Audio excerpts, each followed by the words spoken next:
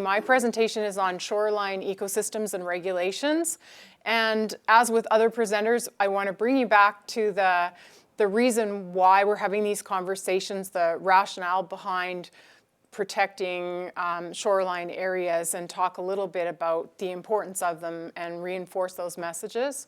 My presentation today speaks to what the functions are that shorelines have. We've heard a little bit about that, but I'm going to bring you back to that.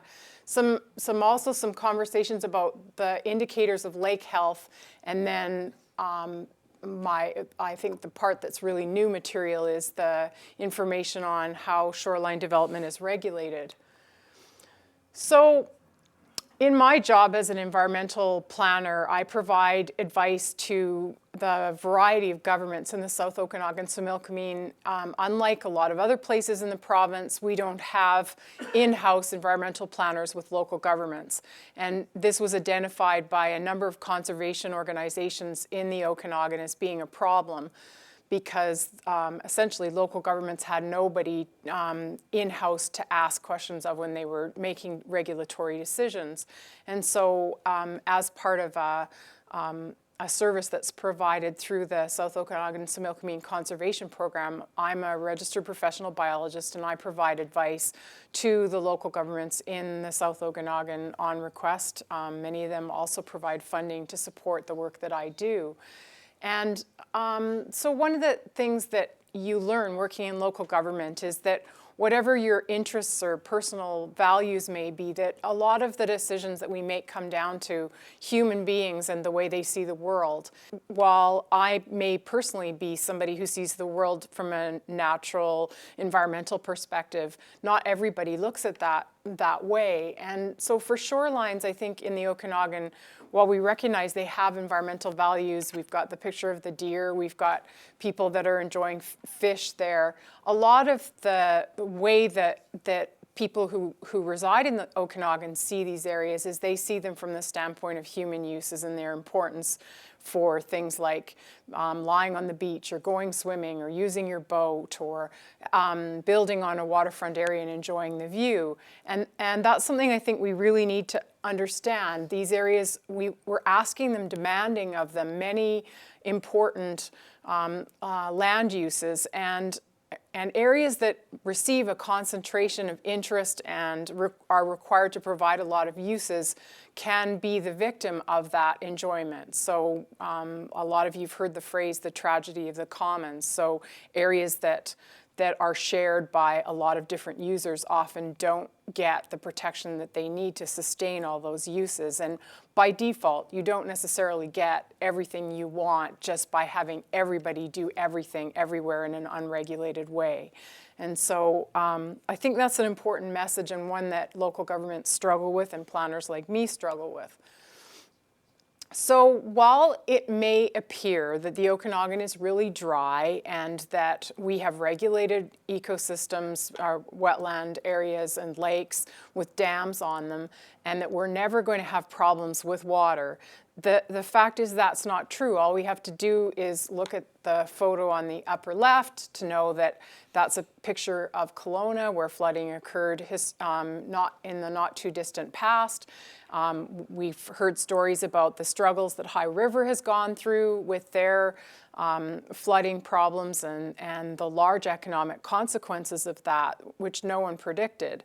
And I know firsthand, because my brother-in-law is a politician, a local politician in the rural area next to High River, how profoundly unexpected the events in High River were. And they, like us, are a grassland kind of ecosystem, prairie area that's generally considered to be dry, and they didn't believe that they would ever have a problem there. So, you know, my message often as an environmental planner, speaking to local governments and speaking to the public, is that nature isn't predictable. And even if these events are rarer here, they will occur. They have occurred in the past, they have occurred in the recent past, and they will continue to occur. And it's not smart for us to take these areas for granted. It's not smart to fill in our wetlands. It's not smart to channelize our river systems and build right up against them, because it gives us essentially no room for error. we're doing a lot of still floodplain construction. We have lots of private land where we've given development rights to people. And while British Columbia's legislation allows us to take those development rights away, we're not like the United States where once you have a right, it's your right in perpetuity. In Canada, a council can say, the zoning is for something, say an apartment building, and we're going to take that zoning away and turn it into single-family dwellings. But in practice, socially, that's a very difficult decision to make. So generally speaking, zoning, once it's established, does not get taken away. If anything, it goes up. It doesn't go down. And as a result, we have areas on floodplains where we've allowed for building and areas that contain wetlands where zoning supports the filling in of those wetlands. So those features are a problem for us, and we have to grapple with them in a meaningful way. And I think there was a reference earlier to the discussion around are we still filling in wetlands? That we see the problem, and there's lots of resources being put into trying to avoid that in future. And that's one of the zoning issue, and the human part of that is one of the reasons why we're still losing wetlands, because it's so difficult socially to tell someone who's paid millions of dollars for a property that they can't get the number of units that their zoning says that they are allowed to have. Shorelines are a buffer on the lake. They're a zone between the uplands where we live and we're essentially terrestrial creatures, human beings, and so we like to live against the shoreline, but we're not living right in the water. And shorelines they have a lot of human functions as well. So they're a flat area that runs along. Often there's sort of a bench along the shoreline, and it's a great place to put a road, or at least from an engineering perspective, from it's an easy place to put a road from an engineering perspective or a human perspective. And so historically, a lot of roads were established right against lake shores. And we have, as you know, if you live in the Okanagan, we have a lot of roads like this. And so we'll have an armored shoreline with riprap or those big rocks along the side, and then cement immediately up against the cliff.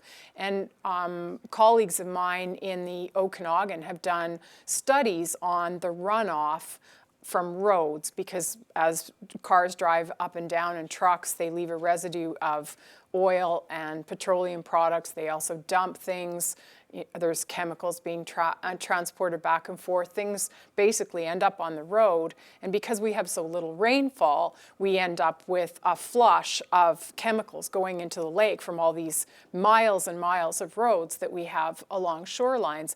And when we build them like this, and when we have no riparian vegetation, no shrubs, no trees along that, essentially all of that is going into our lakes. And that's affecting not just the wildlife that live in the lakes, not just the fish, but it's affecting our water quality. It's affecting, the health of the ecosystems in there and their capability to continue to provide the human benefits that we all really value. I think the subject of erosion came up earlier. A lot of people build these retaining walls or rock walls along the edge of their properties, and we are seeing changes in the erosion power of the lake.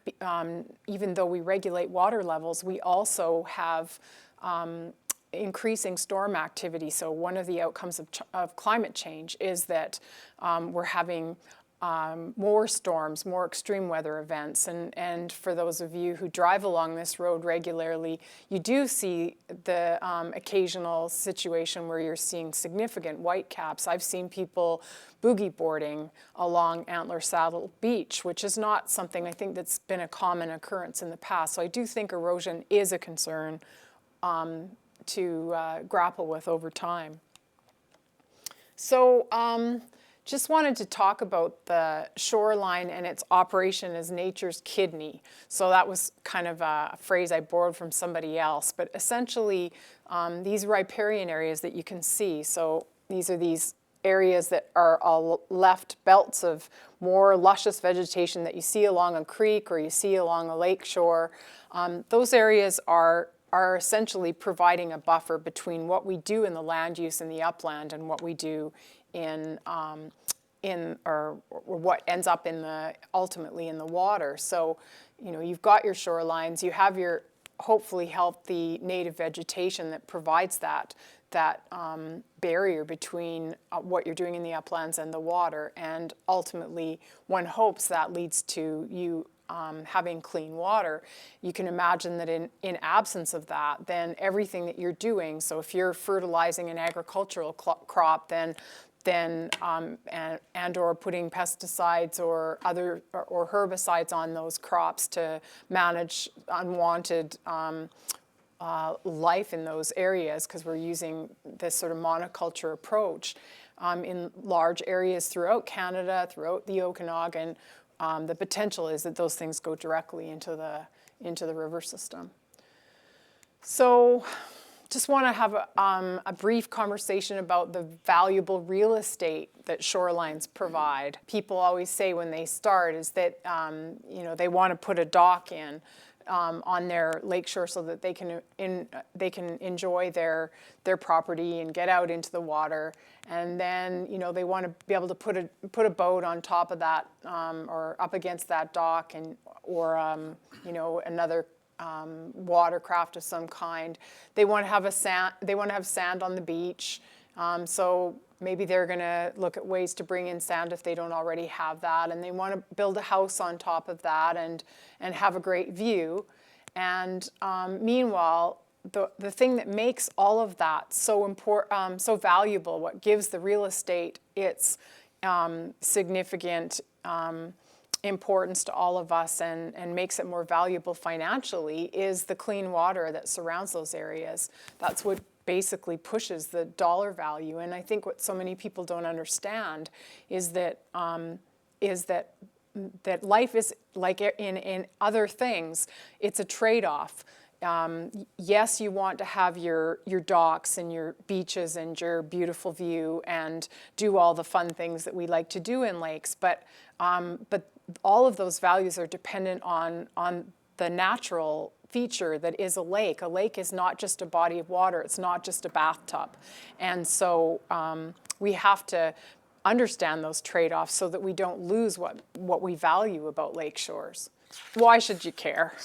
At some level, this is an environmental planner telling you this, and I think a lot of people are kind of like my little friend Garfield here, where you hear the information, but when it comes right down to it, you're not really sure where you fit into all of this. Just wanted to talk a little bit about issues that are happening in our environment. We are experiencing algae blooms in lakes. The smaller lakes and the more eutrophic or productive lakes that have underlying soils or are fed by river systems that are more productive are more susceptible to drastic changes in water quality. And so we've had several situations.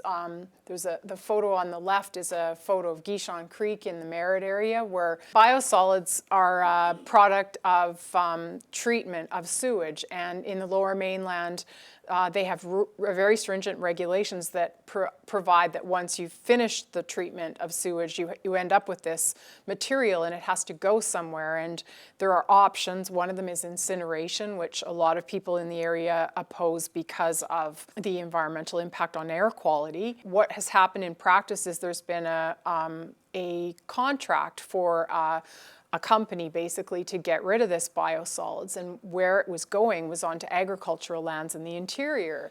And there are fewer regulations on ALR lands and on ranch lands in some regional districts, and so this was being spread on agricultural lands, and without a lot of regulation and without intact riparian areas in proximity to the areas where this was being spread, it apparently caused an algae bloom in a creek, because essentially there was a lot of nitrogenous material, nitrogen rich material that went into the creek through overland flow and ended up creating an algae bloom. And the Nicola, for those of you who aren't familiar, is a very important tributary of the Fraser and has very sensitive salmon stocks and bull trout. So this is not a good thing. It warms up the water and reduces the water quality, taking the oxygen out. So that's an example of the sort of thing that can happen in absence of intact riparian areas. Another example is an algae bloom in the recent past in Mara Lake. So, we're also seeing more boil water advisories. Those are partly because we've strengthened our regulations and we're more careful with our water, but there is a concern about water quality down the road as we encounter climate change and increasing average temperatures. The potential for critters to grow in our water is influenced by the temperature of that water. So as lake waters warm, as creek waters warm under increasing summer temperatures, the potential is for more boil water advisories and more problems with water quality, which makes that filter, that nature's kidney, really important. Also, there's some invasive issues, which some of you may be familiar with. So we have a concern around zebra and quagga mussels. We have our own native mussels that live here, but we have invasive species that are coming in to areas in Canada, and while they have not yet arrived in the Okanagan, there is concern that they will, with potential very high impacts on water quality and impacts on infrastructure. It can be a very expensive deal for us. We also have Russian olive, which is a tree that you see all over the Okanagan, which looks like it blends in. It sort of looks like a desert plant, like some of the other desert plants we have, but it's not native. And it is essentially displacing native species that would otherwise be here. We have milfoil. A lot of people are familiar with that. We have a native species, and then we have Eurasian water milfoil, which can really take over in areas and is problematic. We also have purple loosestrife, which you see a lot in wetlands. You see along the river, Okanagan River Channel. Yellow flag iris. None of these come with their native predators intact. They essentially have come from other areas, and they can outcompete the important species that should be thriving in our wetlands and help to support our species at risk. So more information is available about that from OASIS, which is our local Okanagan Invasive Species Society. Whose responsibility is it to look after lakeshore assets, the shoreline areas? And my message in this slide is, in the past, I think when I first came into my career, there was a sense that government was looking after these things for us, and that the different levels of government would cooperatively work towards this. Particularly the provincial government was doing a lot of the heavy lifting. But we the people, have asked for tax relief and have pushed for more responsibility by the users, and this has resulted in fewer resources available for us to be able to rely on others to look after that. So an important message in this slide is that owners are a part of the team that need to look after that. An important thing for all of us to be aware, whether we own lakeshore property or whether we're just living in the Okanagan, that we're part of the problem and we're part of the solution. Federal government does have an important role in the management of fish habitat, and they also work with regulations related to navigation. They're also involved on the species at risk side, so they're regulating and providing protection for something called critical habitat, which enables protection, and a lot of species at risk are riparian or shoreline influenced. The province is involved with direct regulation around development of shoreline areas. They also have a role in water quality. There are some environmental experts in the province that are available to provide advice, but those resources are very, very limited.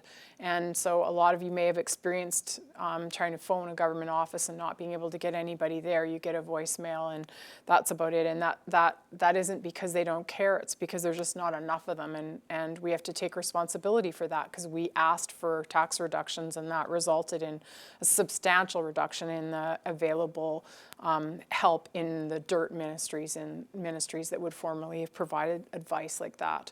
A lot of responsibility is shifted to local governments, so they're regulating development, and they're also enacting some of the requirements of provincial legislation through their local bylaws, through their official community plan, and through policy directions and things like, at a larger scale, their regional growth strategy. Local government does do some enforcement, but the tools are not really easy to use, and they, like every other level of government, have limited capacity. So that leaves us with qualified environmental professionals, or the QEPs. So those are the advisors that people who want to undertake land use on their private property or elsewhere, those are the people that the system now relies on. So a lot of development and land use activities requires advice from somebody like me who's a professional biologist or a professional in another discipline to support decisions. So you want to develop your waterfront and you're in your lawn chair and you're not really sure where you're going and how this is all going to work out. You're having your G&T. So the message that I guess I want to reinforce is that there are rules and there are mechanisms to find out what those rules are. And so you've got this, for this presentation, we have the City of Penticton and the Regional District that would be particularly applicable to activities around oxbows. And there are folks in the planning department that you can come in and see. There's resources on websites. The province also has some relevance, and so does the Government of Canada, as we discussed. And then there's the critter catcher, or whatever, if you like, the registered professional biologist or other professional. So if you want to get information, I kind of tried to take this from the real life example. So you've got your fellow in the government office who's behind a pile of paperwork. I've actually been in offices like this, and some of the rest of you probably have too.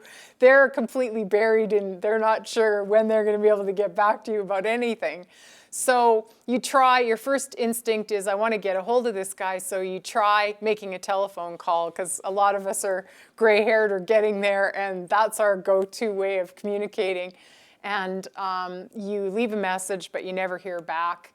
So I don't suggest trying to get at people directly. I think websites are effective tools, and I know they're hard sometimes to work with, but a lot of information has been transferred to websites. Another option is the direct approach and going into a local government office or into, you know, the open offices that are available with the province, you know, where you can go to the front desk to speak to somebody directly. That is often more effective, the face-to-face approach. You know, just in general terms, every regional district and local government municipality is different, and it's not like I can say, here's the rules, because they're complicated, and that's why qualified professionals and advisors in government are needed.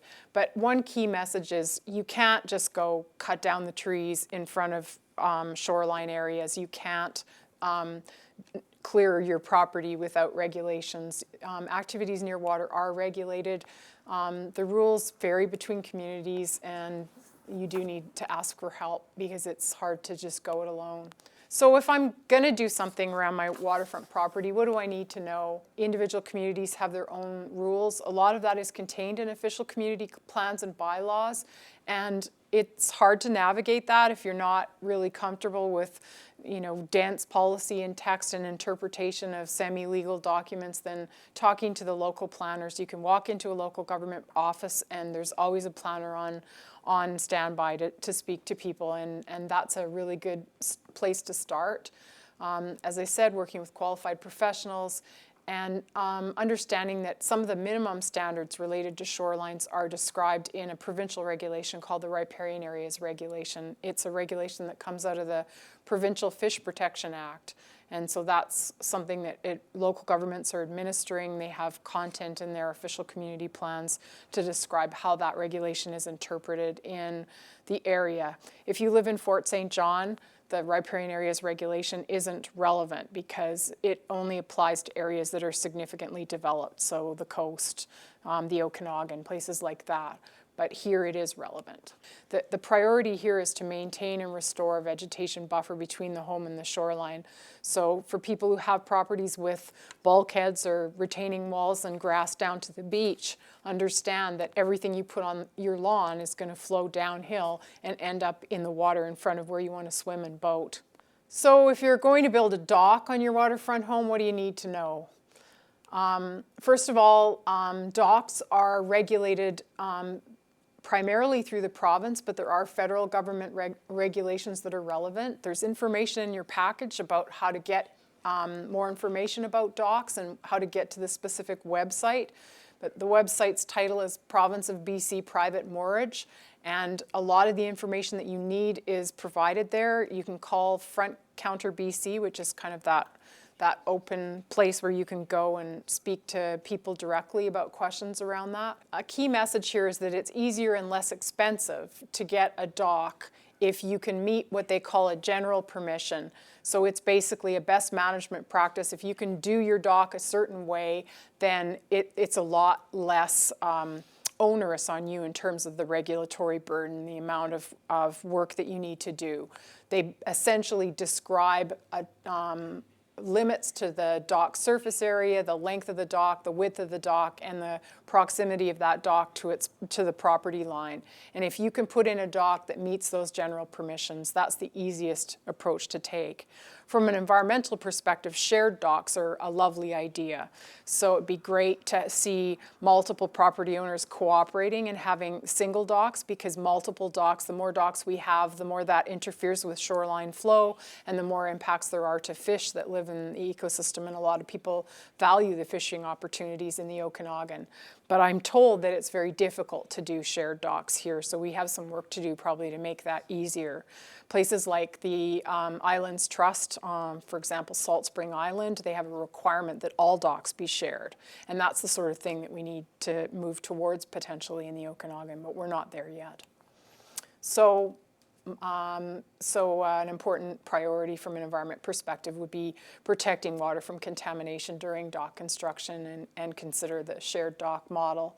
So a lot of docks involve the installation of concrete in either the actual pillars that hold the docks up or in reinforcing the foundations for the docks, and concrete is not good for fish.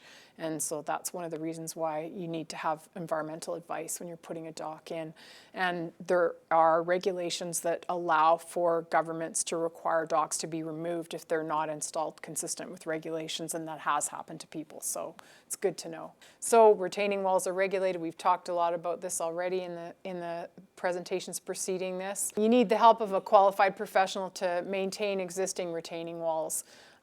You can't replace or construct a new retaining wall. So under regulations that are in place now, a qualified professional should not be authorizing a replacement retaining wall like the picture in the middle. You can put rock structures in that have value for fish and still address some of the erosion concerns and provide some reinforcement so you don't lose your land to erosion.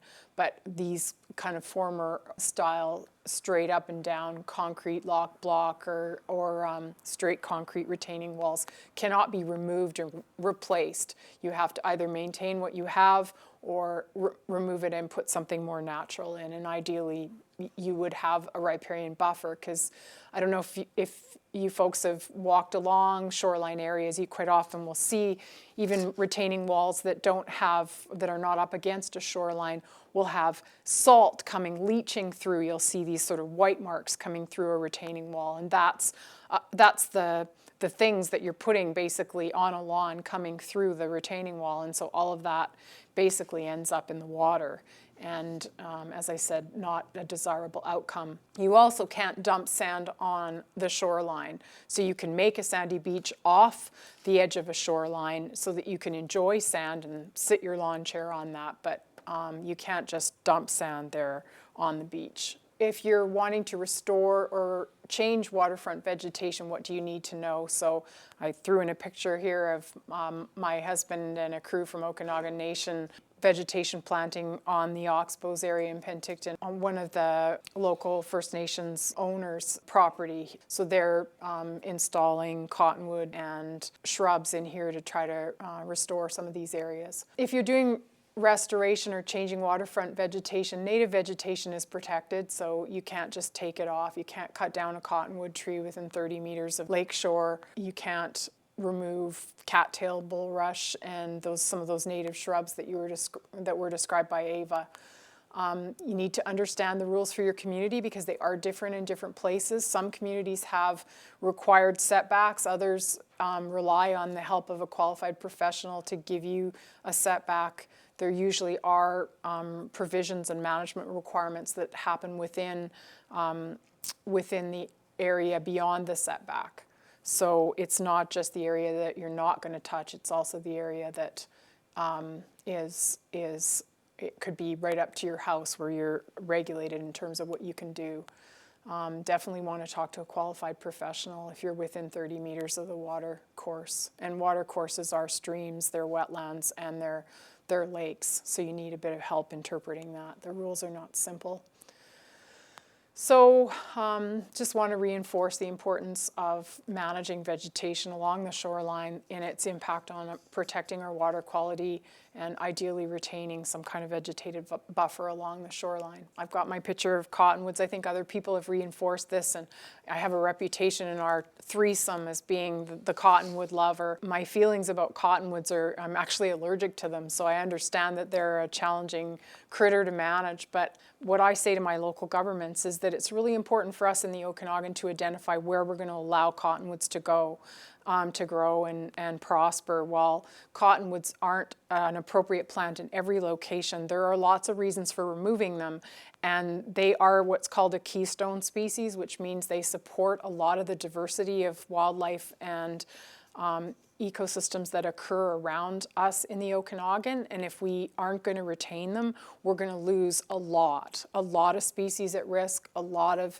critters, because they're a deciduous tree that decays from the inside out.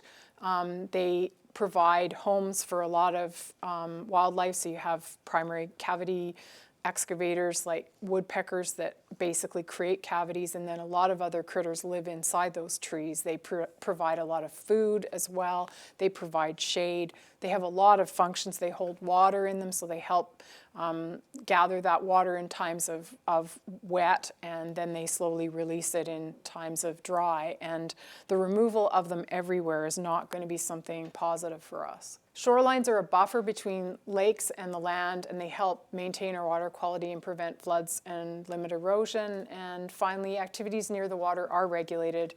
Before you develop in shoreline areas, it would be helpful for you to look for some advice and not try to just go it alone. Please retain cottonwoods, because they really do have an important value here. And I'm working on that, and lots of other people are working on trying to figure out where we can manage for cottonwoods.